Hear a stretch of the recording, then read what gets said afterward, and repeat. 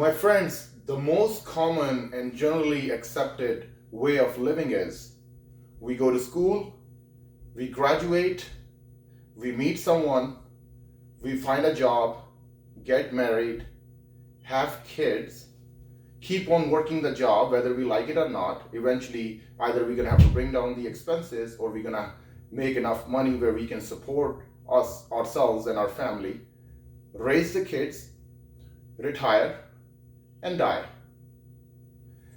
There's nothing wrong with that kind of a living. It's a general accepted form. Majority of the people go that direction, and that's completely fine. But what happens when you want to achieve something in life, when you want to leave legacy behind, when you want to do something for coming generations? We don't want to live an ordinary, generally accepted life. What happens then? How do we overcome our fears, right? Fear and curiosity are the two main ingredients behind human evolution.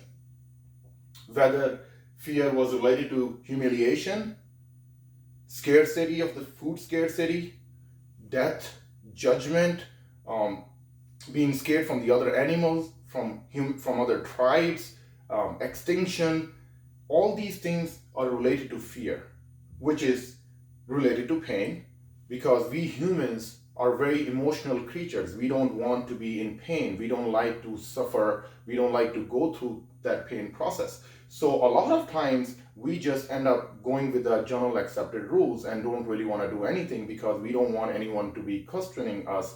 We don't want to be judged. We don't want to be humiliated. We don't want to be looked upon someone who couldn't do something, a loser, all these kind of names. So how do we overcome fear? How do we move forward in life? How do we do things to overcome things that we can't do before?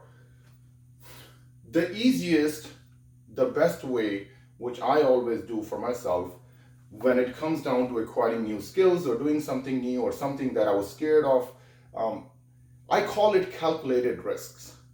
It's the same risk that everyone takes behind the evolution.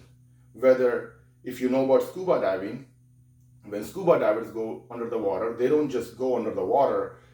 Some people can hold their breath and go, but that takes a lot of practice. But majority, the general accepted form of calculative risk is to calculate your air before you go in the water, to know exactly how much time can you spend in there, where are you gonna go, your navigation, and then you go for a dive. So you take all the precautionary measurements that you need in order to have a good dive. One, fear is still going to be there because anything can happen with your cylinder or anything with the breathing equipment, things like that. But that's why you have a scuba buddy. That's why you have a diving buddy with you, right? So fear is okay. But what happens is, what I'm trying to say here is a calculative fear. Like what we do is we do calculative risk. Anytime in life when we want to do something and we are scared of that thing, right? We have to consider few things. Number one, by taking that action that I want to take, is it going to move me towards my long-term goal, towards my vision, where I want to be? Is it going to make me where I'm going? Does it match that vision, this action that I'm about to take? Second, what happens if the things don't turn out the way I want them to be? The third, if the things do turn out the way I want them to be, right? So you have all three different categories in front of you. Now, what you do is you think about the worst case scenario and then you talk to yourself. You basically get yourself ready for all these things, that this is the worst case scenario. I might end up, I want to do a certain task and I might not pass the exam in the first try. And that is completely okay with me because I'm not going to judge myself. You're going to have a conversation with yourself, knowing yourself, that I'm not going to judge myself. It's only going to make me move forward in life. It's going to help me overcome my fear. And if this time it didn't work, I'm going to learn a lesson out of it and I'm going to try it again for the next time, or I'm going to try it in a different direction. But that happens when we have a conversation with ourselves, in case when the fear is overtaking us and we don't want to sit down, we want to overcome our fear to move forward, right? So we think about that worst case scenario and then we think about how can we do all the precautionary things to make sure that that incident doesn't happen, and or we don't lose or we don't fail, right? So once you have this conversation with yourself, once you have written everything down, then you can actually go forward and pursue that. You can take those calculations in mind, like anytime in stock market, whether you do diving from the plane. What happens? You already know the jump when you're gonna do. What time is your at what height your first parachute is gonna be opening? What height your second parachute is gonna be opening?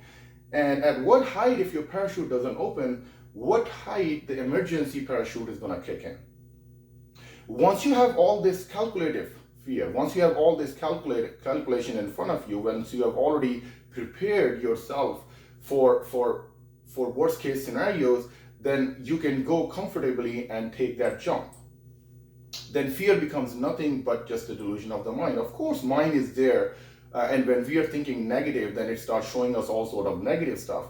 But that's where we kick in. That's where we realize that the mind and the way actually things are two different things. Mind's going to play games with us because at the end of the day, we don't want to get hurt. We don't want to be involved in pain. We don't want something to do where we have to suffer. We don't want like the humiliation. We don't want to be do something that will take us to the death, the whole 9 yards, right? So what we do is we think about calculative risk. We don't just jump off the cliff just like that, I'm going to jump. If I survive, I survive. No, what we do is we write down, we do the full calculation. What kind of if I'm going on a glider, what kind of wings I'm going to take, what height I'm going to jump from, what am I going to do in the case of emergency. So same thing happens in practical life. When we are trying to do things in our life, when we're trying to move forward, when we're trying to overcome our fears, what we need to do, we need to have a conversation with ourselves. We have to think about the worst case scenario. We have to think about the good case scenario, and then we have to develop a plan to avoid the worst case scenario. And if in case something bad happens, at that point, we don't judge ourselves because we understand one thing, that whatever happens, that what we tried here took us closer to a long-term vision. Had I not done that, had I not learned my lesson, maybe I wouldn't be here.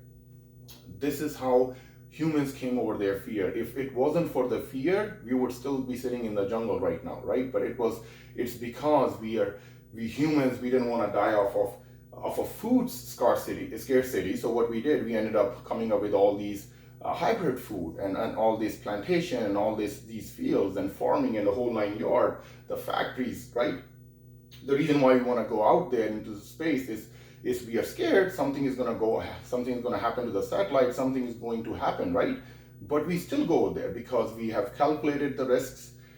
We know where we're going, how we're going there, and if something happens, we are mentally prepared for that. But in long run, we know that the mission matches the long-term vision of mankind, so we move forward and we take that chance. And that's all about it is, my friends. Fear is related to pain. We don't want to get hurt. We listen to too many stories. We compare ourselves too much with people. We think what happened to them can happen to us as well. And sometimes it does happen, but majority of the time, since we are all different, since the way we behave different, since our emotions, our thinking is different, how we were raised is different. So outcomes are different for different people.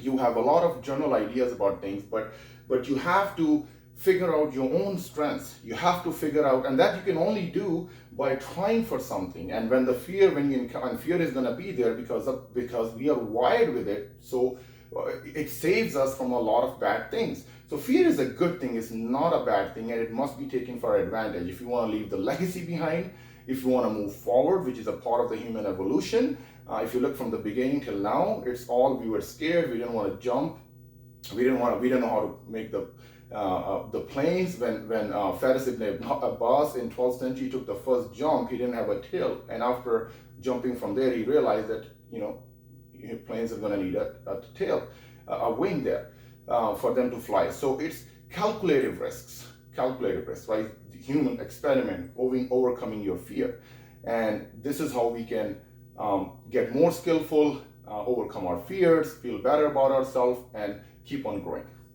My friends, take care. Talk to you guys soon. Message me, follow me on Facebook, Sam Wahid Khan. Follow me on my YouTube channel, Sam Wahid Khan. Follow me on my Instagram, Always Strong, and also have a Facebook page, Always Strong.